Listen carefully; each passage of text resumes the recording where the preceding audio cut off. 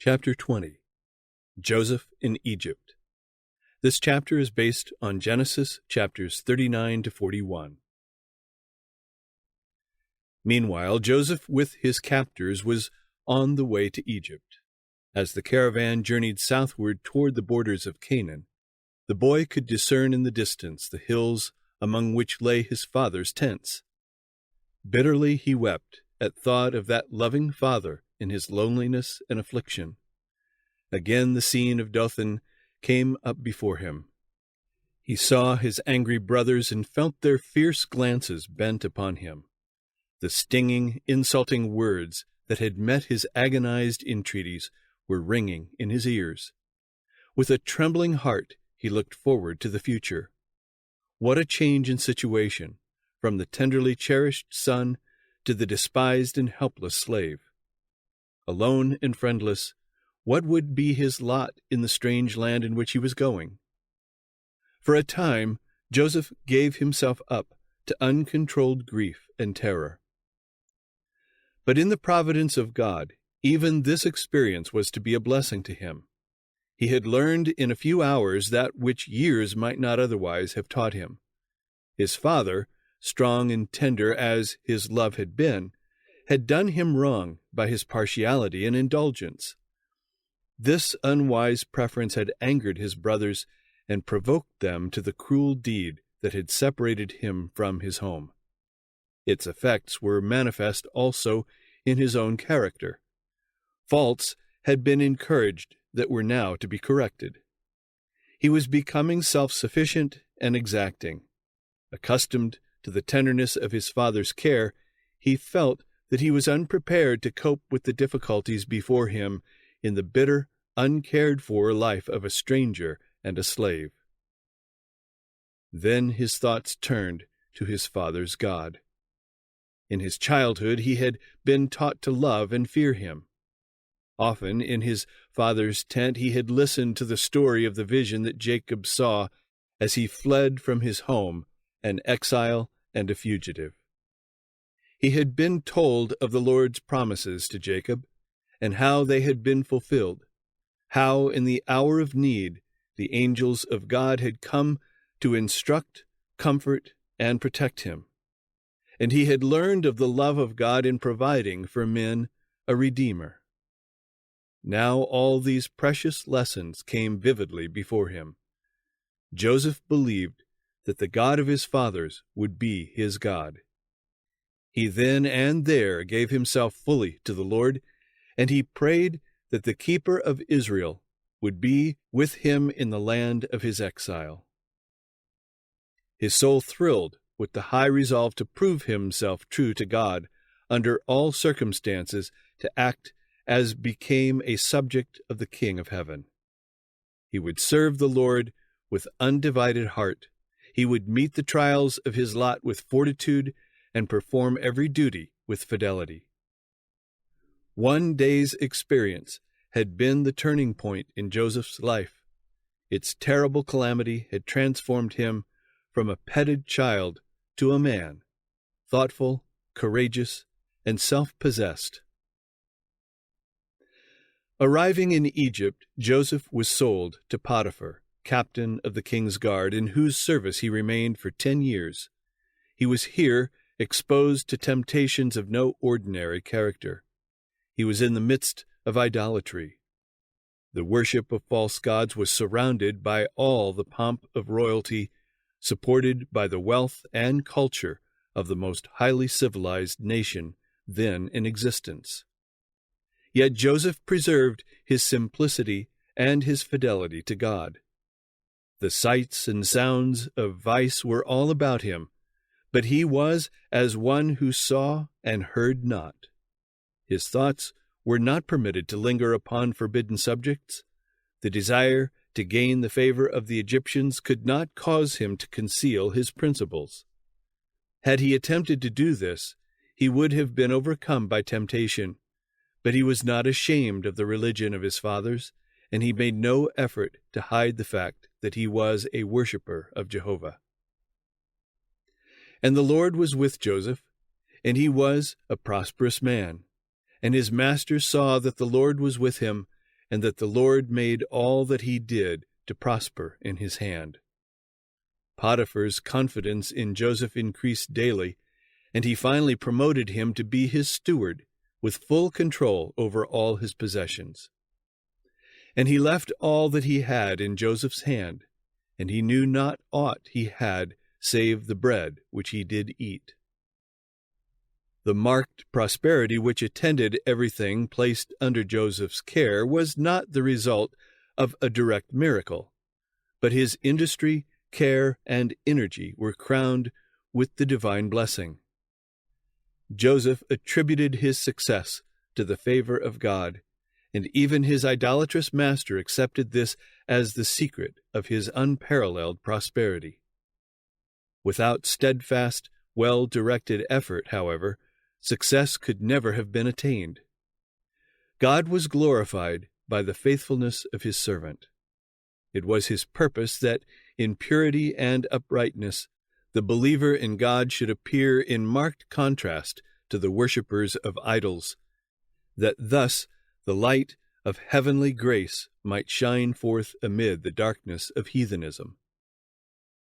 Joseph's gentleness and fidelity won the heart of the chief captain, who came to regard him as a son rather than a slave. The youth was brought in contact with men of rank and learning, and he acquired a knowledge of science, of languages, and of affairs, an education needful to the future prime minister of Egypt.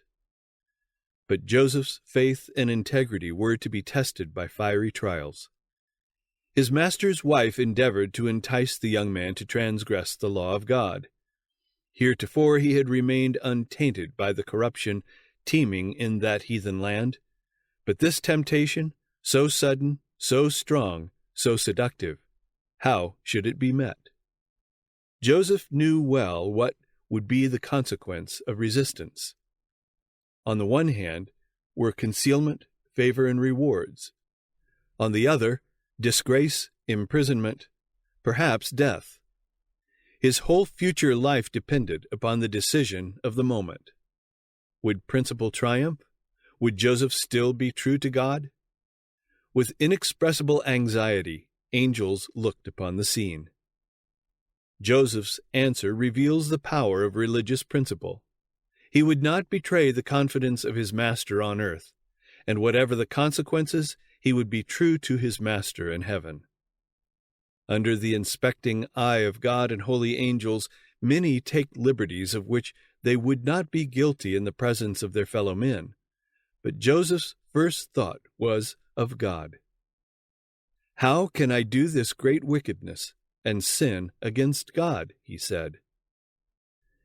If we were to cherish an habitual impression that God sees and hears all that we do and say, and keeps a faithful record of our words and actions, and that we must meet it all, we would fear to sin. Let the young ever remember that wherever they are and whatever they do, they are in the presence of God. No part of our conduct escapes observation. We cannot hide our ways from the Most High.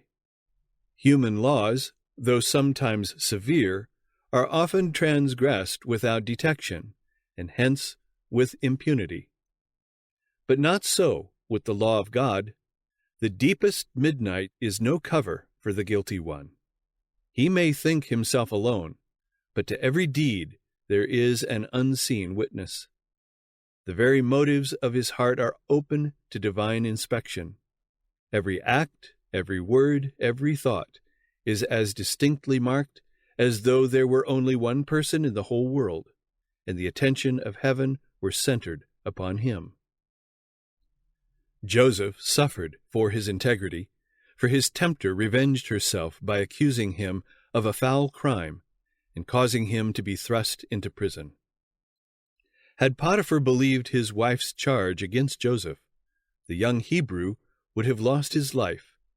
But the modesty and uprightness that had uniformly characterized his conduct were proof of his innocence, and yet, to save the reputation of his master's house, he was abandoned to disgrace and bondage.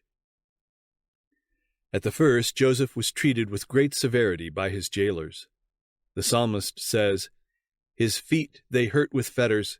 He was laid in chains of iron, until the time that his word came to pass. The word of the Lord tried him. Psalm 105, verses 18 and 19, Revised Version. But Joseph's real character shines out even in the darkness of the dungeon. He held fast his faith and patience. His years of faithful service had been most cruelly repaid. Yet this did not render him morose or distrustful. He had the peace that comes from conscious innocence, and he trusted his case with God. He did not brood upon his own wrongs, but forgot his sorrow in trying to lighten the sorrows of others. He found a work to do, even in the prison.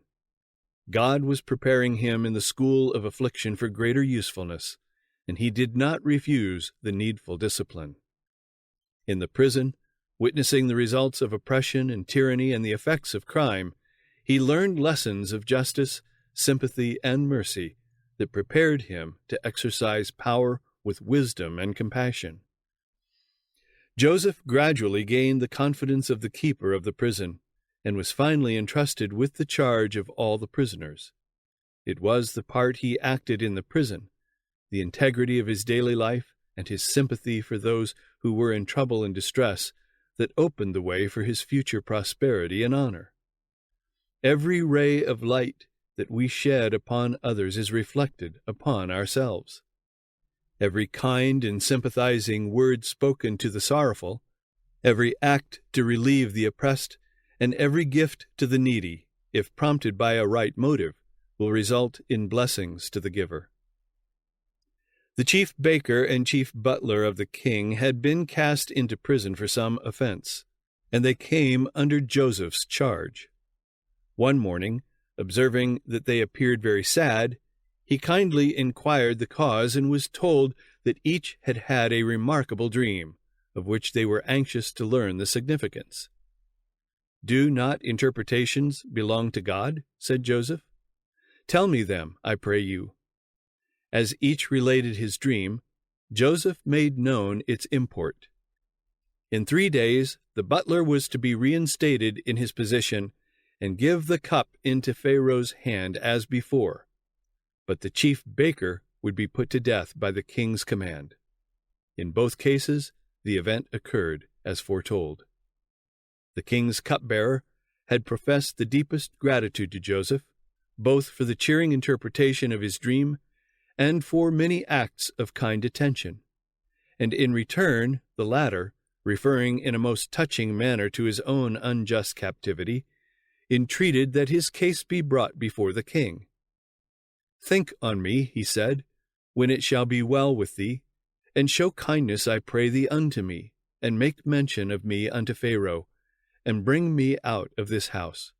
For indeed I was stolen away out of the land of the Hebrews, and here also have I done nothing that they should put me into the dungeon." The chief butler saw the dream fulfilled in every particular, but when restored to royal favor, he thought no more of his benefactor. For 2 years longer Joseph remained a prisoner. The hope that had been kindled in his heart gradually died out, and to all other trials was added the bitter sting of ingratitude. But a divine hand was about to open the prison gates. The king of Egypt had in one night 2 dreams, apparently pointing to the same event and seeming to foreshadow some great calamity. He could not determine their significance, yet they continued to trouble his mind. The magicians and wise men of his realm could give no interpretation. The king's perplexity and distress increased, and terror spread throughout his palace. The general agitation recalled to the chief butler's mind the circumstances of his own dream. With it came the memory of Joseph, and a pang of remorse for his forgetfulness and ingratitude. He at once informed the king how his own dream and that of the chief baker had been interpreted by a Hebrew captive, and how the predictions had been fulfilled. It was humiliating to Pharaoh to turn away from the magicians and wise men of his kingdom to consult an alien and a slave. but he was ready to accept the lowliest service if his troubled mind might find relief. Joseph was immediately sent for. He put off his prison attire and shaved himself, for his hair had grown long during the period of his disgrace and confinement. He was then conducted to the presence of the king. And Pharaoh said unto Joseph, I have dreamed a dream, and there is none that can interpret it. And I have heard say of thee that thou canst understand a dream to interpret it. And Joseph answered Pharaoh, saying, It is not in me.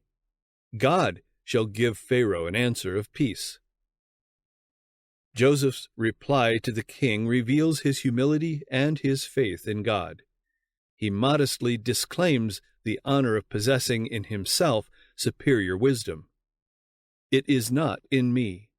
God alone can explain these mysteries.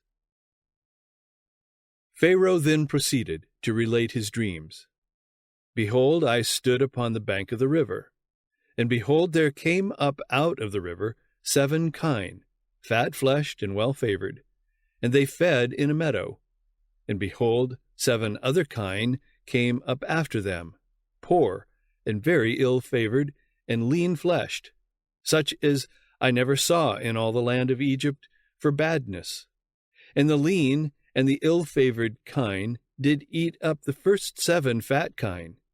And when they had eaten them up, it could not be known that they had eaten them, but they were still ill-favored, as at the beginning. So I awoke. And I saw in my dream, and behold, 7 ears came up in one stalk, full and good. And behold, 7 ears, withered, thin, and blasted with the east wind, sprung up after them. And the thin ears devoured the 7 good ears. And I told this unto the magicians, but there was none that could declare it to me. The dream of Pharaoh is one, said Joseph. God hath showed Pharaoh what he is about to do. There were to be 7 years of great plenty. Field and garden would yield more abundantly than ever before, and this period was to be followed by 7 years of famine. And the plenty shall not be known in the land by reason of that famine following, for it shall be very grievous. The repetition of the dream was evidence both of the certainty and nearness of the fulfillment. Now, therefore, he continued, let Pharaoh look out a man discreet and wise, and set him over the land of Egypt. Let Pharaoh do this, and let him appoint officers over the land, and take up the 5th part of the land of Egypt in the 7 plenteous years. And let them gather all the food of those good years that come, and lay up corn under the hand of Pharaoh, and let them keep food in the cities. And that food shall be for store in the land against the 7 years of famine. The interpretation was so reasonable and consistent, and the policy which it recommended was so sound and shrewd, that its correctness could not be doubted. But who was to be entrusted with the execution of the plan? Upon the wisdom of this choice depended the nation's preservation. The king was troubled. For some time the matter of the appointment was under consideration. Through the chief butler, the monarch had learned of the wisdom and prudence displayed by Joseph in the management of the prison. It was evident that he possessed administrative ability in a preeminent degree. The cupbearer, now filled with self-reproach, endeavored to atone for his former ingratitude by the warmest praise of his benefactor, and further inquiry by the king proved the correctness of his report.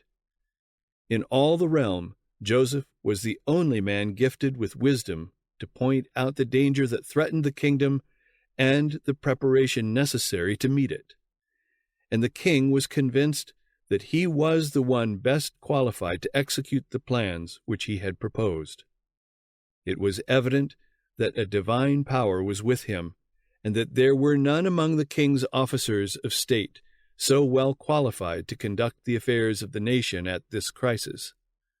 The fact that he was a Hebrew and a slave was of little moment when weighed against his evident wisdom and sound judgment. Can we find such a one as this is, a man in whom the Spirit of God is? Said the king to his counselors. The appointment was decided upon, and to Joseph the astonishing announcement was made, "Forasmuch as God hath showed thee all this, there is none so discreet and wise as thou art. Thou shalt be over my house, and according unto thy word shall all my people be ruled. Only in the throne will I be greater than thou." The king proceeded to invest Joseph with the insignia of his high office. And Pharaoh took off his ring from his hand, and put it upon Joseph's hand, and arrayed him in vestures of fine linen, and put a gold chain about his neck. And he made him to ride in the second chariot which he had, and they cried before him, "Bow the knee." He made him lord of his house, and ruler of all his substance, to bind his princes at his pleasure, and teach his senators wisdom. Psalm 105, verses 21 and 22. From the dungeon, Joseph was exalted to be ruler over all the land of Egypt. It was a position of high honor, yet it was beset with difficulty and peril. One cannot stand upon a lofty height without danger. As the tempest leaves unharmed the lowly flower of the valley, while it uproots the stately tree upon the mountain-top, so those who have maintained their integrity in humble life may be dragged down to the pit by the temptations that assail worldly success and honor. But Joseph's character bore the test alike of adversity and prosperity. The same fidelity to God was manifest when he stood in the palace of the Pharaohs as when in a prisoner's cell. He was still a stranger in a heathen land, separated from his kindred, the worshippers of God. But he fully believed that the divine hand had directed his steps, and in constant reliance upon God he faithfully discharged the duties of his position. Through Joseph, the attention of the king and great men of Egypt was directed to the true God, and though they adhered to their idolatry, they learned to respect the principles revealed in the life and character of the worshipper of Jehovah. How was Joseph enabled to make such a record of firmness of character, uprightness, and wisdom? In his early years he had consulted duty rather than inclination, and the integrity, the simple trust, the noble nature of the youth bore fruit in the deeds of the man. A pure and simple life had favored the vigorous development of both physical and intellectual powers. Communion with God through his works and the contemplation of the grand truths entrusted to the inheritors of faith had elevated and ennobled his spiritual nature, broadening and strengthening the mind as no other study could do. Faithful attention to duty in every station, from the lowliest to the most exalted, had been training every power for its highest service. He who lives in accordance with the Creator's will is securing to himself the truest and noblest development of character. The fear of the Lord, that is wisdom, and to depart from evil is understanding. Job 28, verse 28. There are few who realize the influence of the little things of life upon the development of character. Nothing with which we have to do is really small. The varied circumstances that we meet day by day are designed to test our faithfulness and to qualify us for greater trusts. By adherence to principle in the transactions of ordinary life, the mind becomes accustomed to hold the claims of duty above those of pleasure and inclination. Minds thus disciplined are not wavering between right and wrong, like the reed trembling in the wind. They are loyal to duty because they have trained themselves to habits of fidelity and truth. By faithfulness in that which is least, they acquire strength to be faithful in greater matters. An upright character is of greater worth than the gold of Ophir. Without it, none can rise to an honorable eminence. But character is not inherited. It cannot be bought. Moral excellence and fine mental qualities are not the result of accident. The most precious gifts are of no value unless they are improved. The formation of a noble character is the work of a lifetime, and must be the result of diligent and persevering effort. God gives opportunities. Success depends upon the use made of them.